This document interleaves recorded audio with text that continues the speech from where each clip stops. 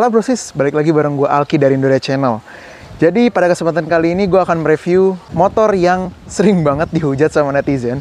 Ini adalah Suzuki Avenis 125. Dan kenapa sih motor ini banyak banget dihujat sama netizen? Langsung aja kita review Suzuki Avenis 125 di video berikut.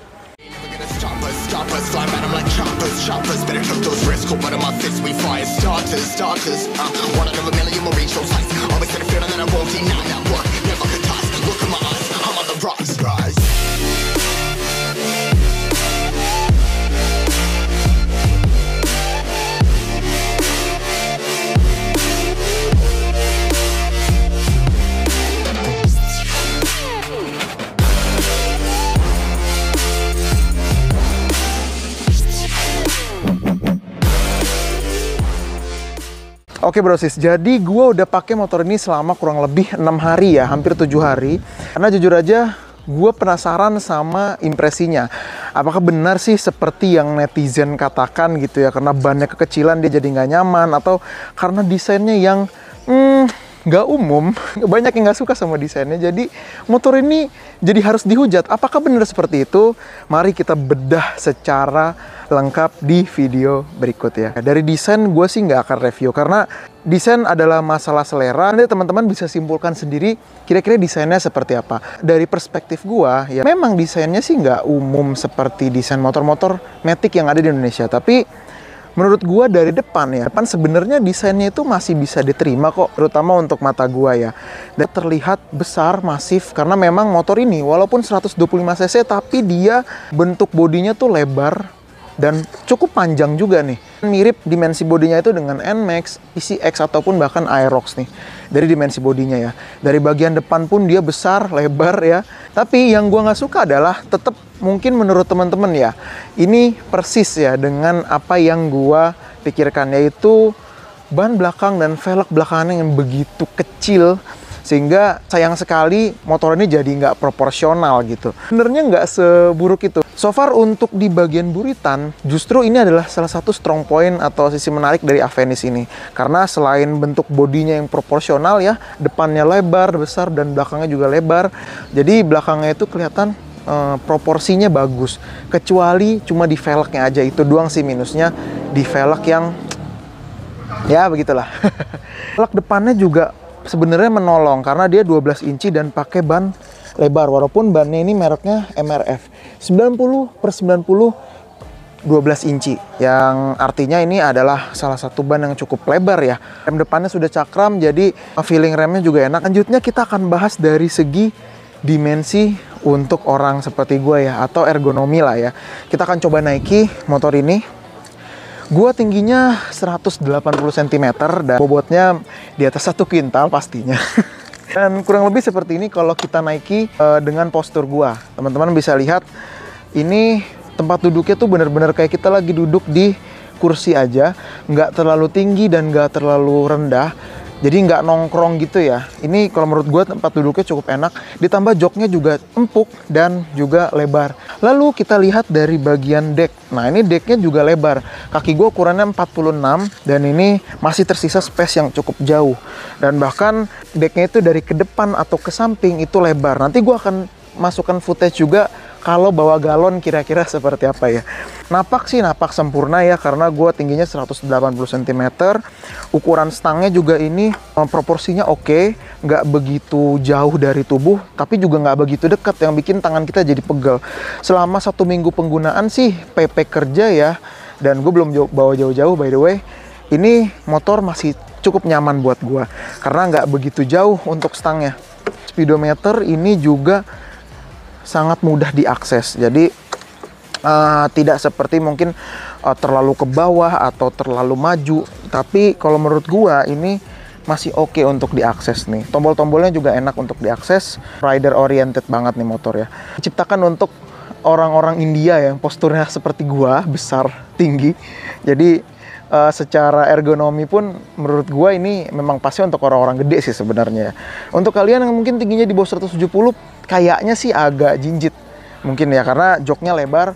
Dan compare dengan PCX atau NMAX ya, Maxi Scooter, ini bodinya lebar, joknya lebar.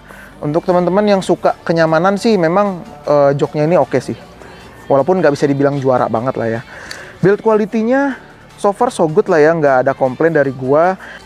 Catnya ini karena berhubung dia matte ya, jadi ya tidak seperti yang glossy seperti ini glossy nih. Tapi sejauh ini sih nggak ada scratch-scratch yang mudah gitu ya, walaupun kita gesek-gesek pakai kuku. Well sih, cukup bagus lah ya untuk build quality-nya. Nah, kurang lebih seperti ini motor Suzuki Avenis kalau kita lihat dari samping.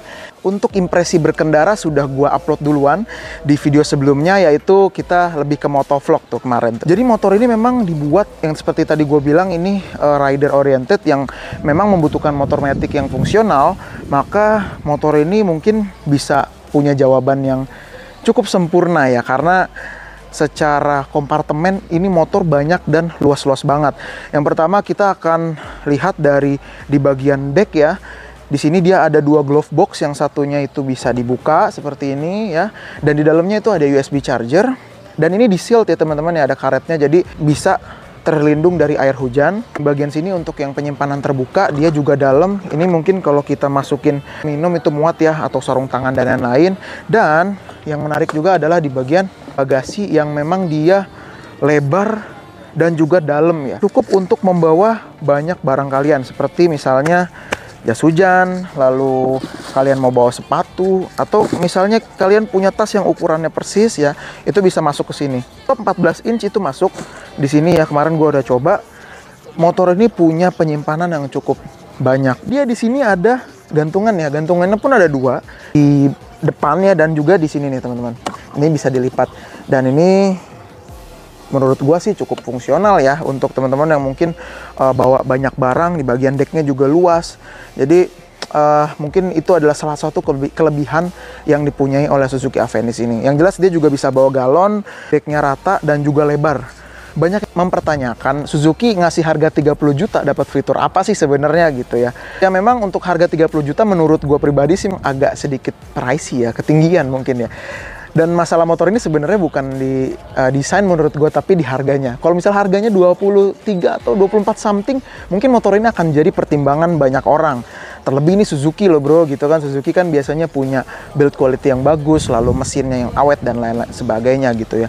Apa sih daya tarik dari motor ini sebenarnya? Menurut gua sih lebih ke kompartemennya dan juga fitur-fiturnya yang cukup menarik. Walaupun motor ini belum dibekali dengan smart key system atau answer back bla bla bla gitu ya, tapi motor ini sudah punya beberapa fitur-fitur yang cukup menarik kalau menurut gua. Salah satunya adalah speedometernya yang full digital dan punya banyak sekali fitur ya.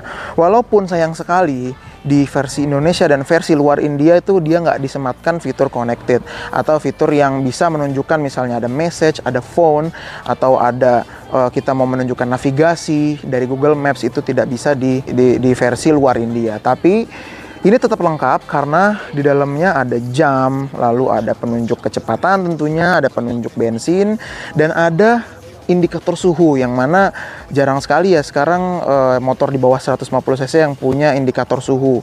Dan ini bentuknya bar seperti itu, jadi kita bisa kontrol apakah motor ini overheat atau enggak gitu ya.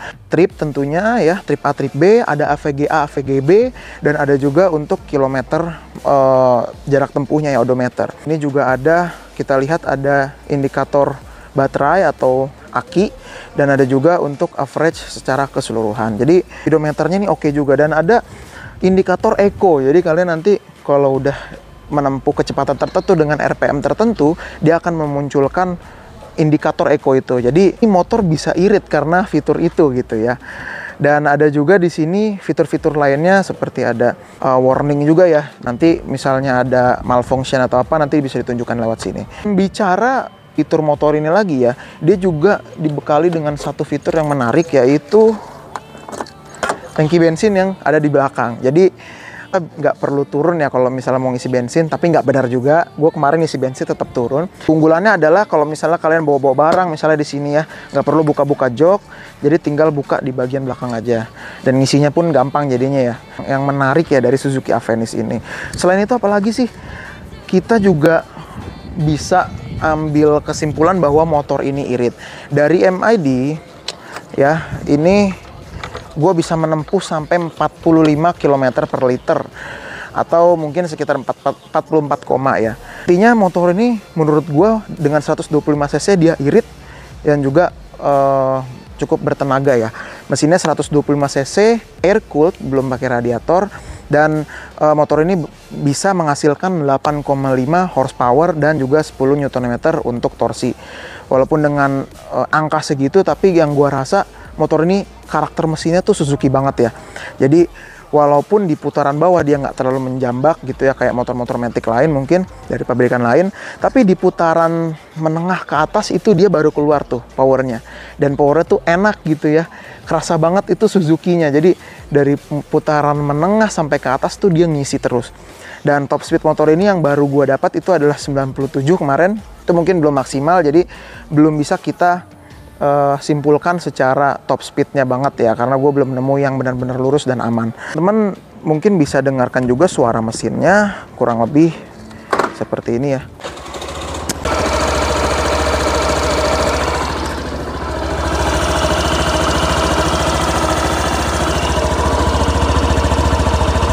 Kita masuk ke kesimpulan tentang Suzuki Avenis ini.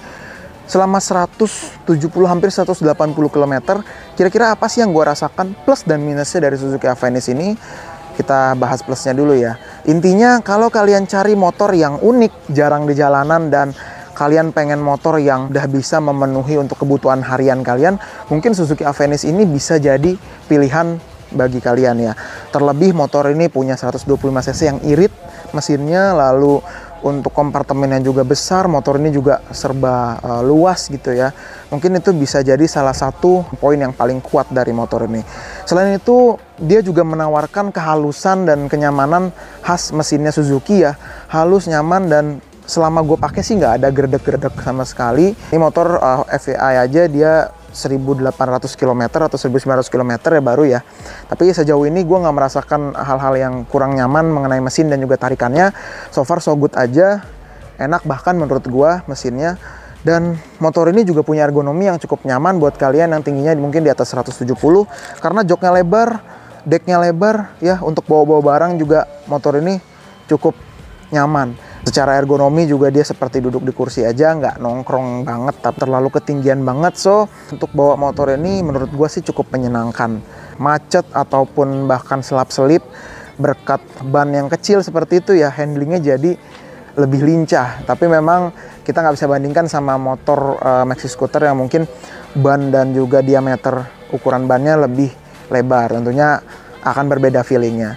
Motor ini juga empuk ya, seperti yang gue jelaskan di video gue sebelumnya. Di motor ini cukup empuk, untuk suspensinya settingannya enak, dan well done ya untuk Suzuki India untuk suspensinya ya. Walaupun dengan ban kecil seperti itu, tapi dia bisa men-set suspensi yang nyaman bahkan untuk orang yang seperti gue. Mungkin karena dia besar gitu ya dan berat, jadi setting suspensinya jadi pas walaupun dengan ban yang kecil.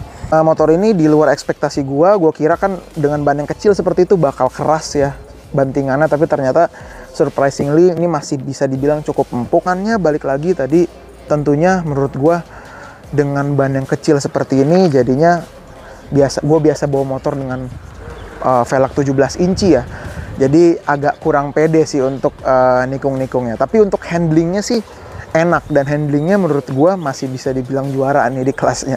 Itu tadi kekurangannya karena ban belakang kecil, jadi kurang proporsional aja kalau dilihat. Cara pricing masih terlalu tinggi kalau menurut gua ya. Kabarnya ada diskon 2 juta, jadi kalau nggak salah sih di bulan ini ya masih ada, bisa jadi 27,7. So mungkin itu bisa jadi pilihan menarik juga buat kalian ya, dengan yang 27 juta dapat motor CBU yang unik dan juga jarang di jalan.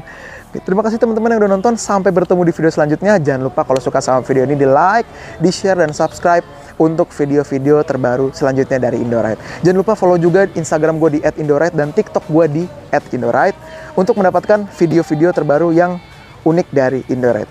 Thank you teman-teman yang udah nonton. Sampai bertemu di video selanjutnya. Gue Alki dari Indoride pamit. Bye.